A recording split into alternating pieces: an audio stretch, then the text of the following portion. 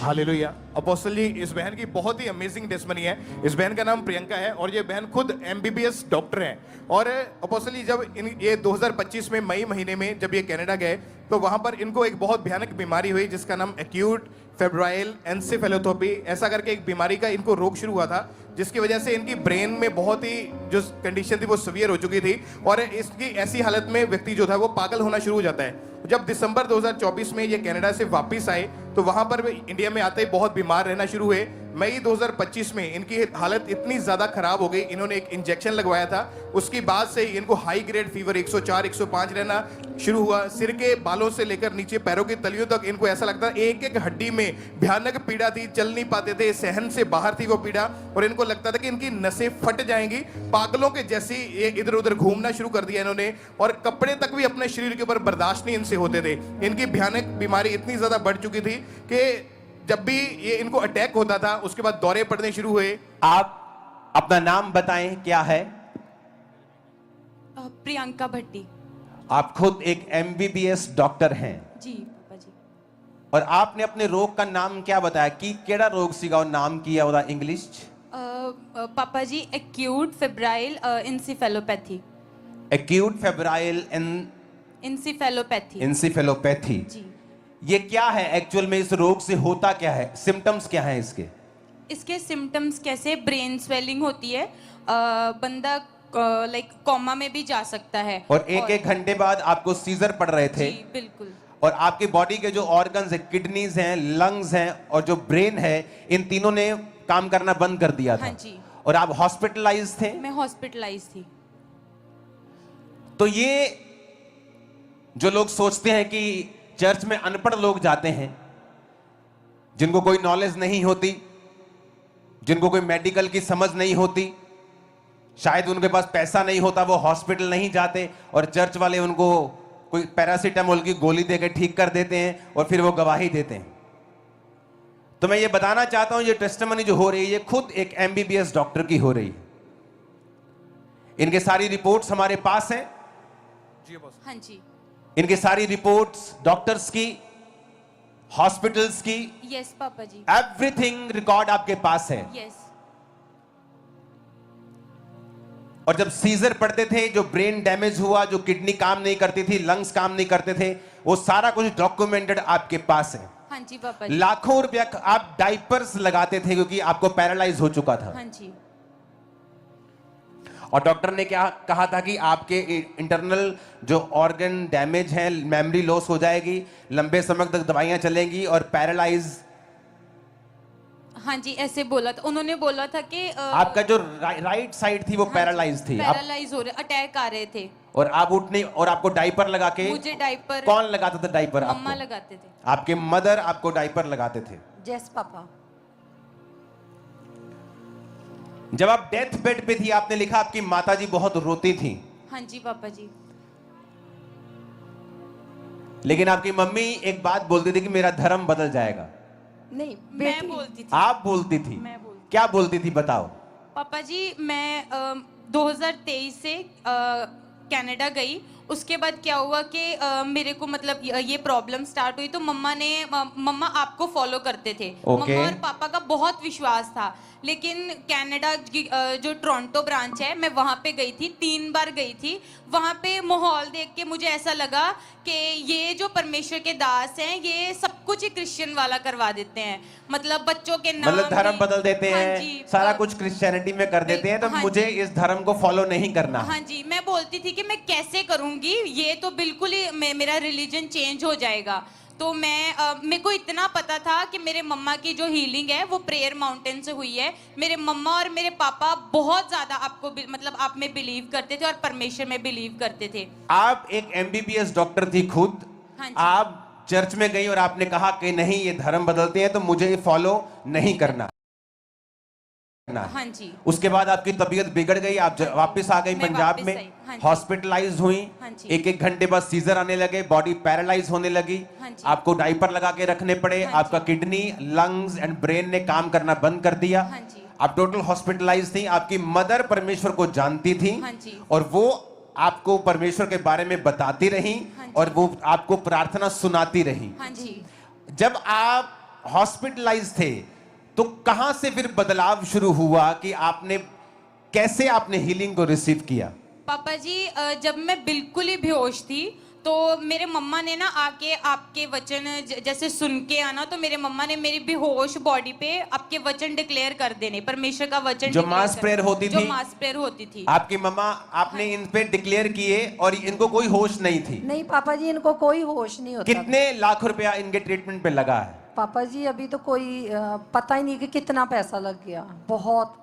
और जब ये सीजर आते थे इसको आपको पेन्स आपको भी होती होंगी कि आपकी बेटी है जो वो डेथ बेड पे चली गई है, अब डायपर लगा रहे हैं, पैरालाइज हो गया, अब किडनी काम नहीं कर रही है। जी जी। और लेकिन आपका विश्वास परमेश्वर पे था। पापा जी मैं बोलती हूँ कि मेरी बेटी 2 बार जिंदा हुई है, 2 बार डेड हो गई थी और खुदा ने इसको जिंदा किया। बाबू जी मैं बता नहीं सकती आपको कि डॉक्टर की टीम आती थी, ये कॉलर बोन है यहाँ पर, पूरी फिंगर ये पूरी डाल देते थे, बेटी को कोई होश नहीं था। जो कॉलर बोन में पूरी उंगली घुसा देते थे? हाँ कोई होश नहीं, और ये चीज दबाते थे इसको, कोई क्या पता चीज नहीं। दबाते थे? क्या ये नोज का, दबाते थे। ओ, और फिर इसको जैसे सीधा लटाना, पूरी मुट्ठी बांध के इसके ये नाभि पे दबाना, किसको कुछ तो हो, मतलब कोई इसकी- पेन की सेंसेशन हो, लेकिन जी, कुछ नहीं होता था। नहीं कुछ नहीं होता था पापा जी। और आपने कहा कि डॉक्टर्स की पूरी टीम इसके साथ खड़ी होती थी जी, जी, इसका जी। ट्रीटमेंट करने के जी लिए। जी। और जब आपने इसको 91 साम जी। डिक्लेयर किया, जब चर्च में प्रार्थना हो रही थी, डिक्लेयर किया, जी। क्या हुआ इसकी बॉडी पर उस समय जब प्रार्थना हुई तो क्या हुआ इस पर? पापा जी मैं जब भी खुद 91 शाम को पढ़ती थी, मुझे ऐसे लगता था जैसे 12 साल की रोगन का विश्वास था कि मैं प्रभु के पल्ले को छूंगी। तो मेरा विश्वास ऐसा था कि मैं 91 जमूर पढ़ूंगी, मेरी सामर्थ प्रभु की मेरी बेटी के अंदर जाएगी। और जितनी मेरी तारीफ कर सकते हो कर दो खुदा पर। और मेरी बेटी जिंदा हो जाएगी। आपने लिखा, आपने प्रेयर को रिसीव किया, 91 साम डिक्लेयर किया, जी आपकी बेटी के मुर्दा शरीर में सामर्थ एंटर हुई जी जी और इसको एकदम होश आई जी जी और बॉडी रिकवर होने लगी। जी। आपने लिखा डॉक्टर शॉक्ड थे। हाँ जी। क्यों शॉक्ड थे वो? पापा जी डॉक्टर्स इसलिए शॉक थे, वो बोलते थे, वो ना जब मेरे को चेक करने आते थे तो वो अपने कलीग से बात करते थे, मैं बेहोश होती मतलब सोई होती थी, तो उन्होंने आके बोलना कि इसका रूट कॉज नहीं हमें समझ में आता, ये इतनी जल्दी रिकवर हो रही है, जो चीजें इसकी हीलिंग के बाद उससे कहा कि मुझे समझ नहीं आ रहा है रिकवर कैसे हो रही है। रिकवर कैसे हो रही है, वो बार बार यही चीज बोलते थे। मैं उनको पूछती थी कि मेरे को घर भेज दो, मेरे को भी घर जाना है। उन्होंने मेरे को एक ही आंसर करना कि तू जिस कंडीशन में आ जाओ ऊपर आ, ले आओ स्ट्रेचर। वो सबूत के सदा यीशु जिंदा है, लोगों वो सबूत के सदा यीशु जिंदा है। छोड़ दो उसको। मेरा यीशु आन बचाਉਂਦਾ, मामा को लेके आ। मेरा यीशु आन बचाਉਂਦਾ, ते आराम भी देता है। आ चक लवो सबूत के सदा यीशु जिंदा है, लोगों वो सबूत के सदा यीशु जिंदा है। जोर से कहो हालेलुया। Hallelujah, hallelujah. आप कहाँ रहते, अपना एड्रेस बताओ। पापा ये जहाँ पर अपनी ब्रांच अभी आपके जो पावन पर चरण पड़े, यहाँ मेरा आप मायका- अमृतसर के हो? मैं यहाँ मेरा मायका है। ओ, यहाँ आपका ये मेरा मायका मायका है। ओके, आपका नाम क्या है आप बताओ। मेरा नाम नीलम भट्टी है। आपकी लड़की का नाम? बेटी का प्रियंका नाम भट्टी। प्रियंका भट्टी है। प्रियंका भट्टी। आपके हस्बैंड यानी इनके पापा का नाम? कुलदीप सिंह भट्टी। कुलदीप सिंह। और आपका जो एड्रेस है राम तीरथ रोड अमृतसर। हाँ जी। और आपके ससुर जी का नाम क्या है? महेंद्र सिंह। तो जाओ पता करो कि क्या हुआ है, और अगर ये झूठ है तो आ जाओ, फिर बात करते हैं। और अगर ये सच है तो तुम भी जीसस क्राइस्ट पे बिलीव करो कि वो तुम्हारा धर्म नहीं जीवन बदलने के लिए आए हैं। सुनो, कहते जी गरीबों का धर्म परिवर्तित हो, गरीबों को शोषित किया जा रहा है। ये एमबीबीएस डॉक्टर है आपके सामने खड़ी, वो फाइल्स फेंकनी नहीं है जो इसमें टेस्ट हुए थे, आपकी जितनी बड़ी फाइल्स हैं, डॉक्टर्स की चीजें हैं, जी। दवाइयां लिखी हैं, आपकी जी, बीमारी का लिखा है, एवरीथिंग रिकॉर्डेड है, हीलिंग हो गई, फेंकना नहीं है। जी, जी। चर्च को भी देना है, आप उसे पिक्चराइज करें, उसकी फोटो लें, पूरा डॉक्यूमेंटेड उसे करें और फिर चेक करें। 2004 में मैं कंप्यूटर इंजीनियर था और जब मैं मसीह में आया मैंने भी चेक किया था। मुझे लगता है शायद ये धर्म बदलते हैं, लेकिन मेरे सामने बैठ जाओ, मैं चर्च में था और एक हिंदू व्यक्ति आया और मेरे पास्टर ने उस पर ले हैंड किया और अगले दिन वो थोड़ा थोड़ा चल रहा था, उसे उठाकर लेके आए थे। मैं शॉक्ड हो गया। मैंने कहा अगर ये झूठ होता तो मेरी आंखें धोखा नहीं खा सकती। मैं कंप्यूटर इंजीनियर पढ़ा लिखा हूं, क्योंकि मुझे भी यकीन नहीं था। अगर आप 2003 में इस अंकुर नरुला को बोलते कि चंग्याइयां होती हैं, मैं बोलता ये पाखंड है। इसलिए आज मैं विरोधियों पर गुस्सा नहीं करता हूं, क्योंकि कभी मैं भी उनकी जगह के ऊपर था, कभी मैं भी उनकी जगह के ऊपर था।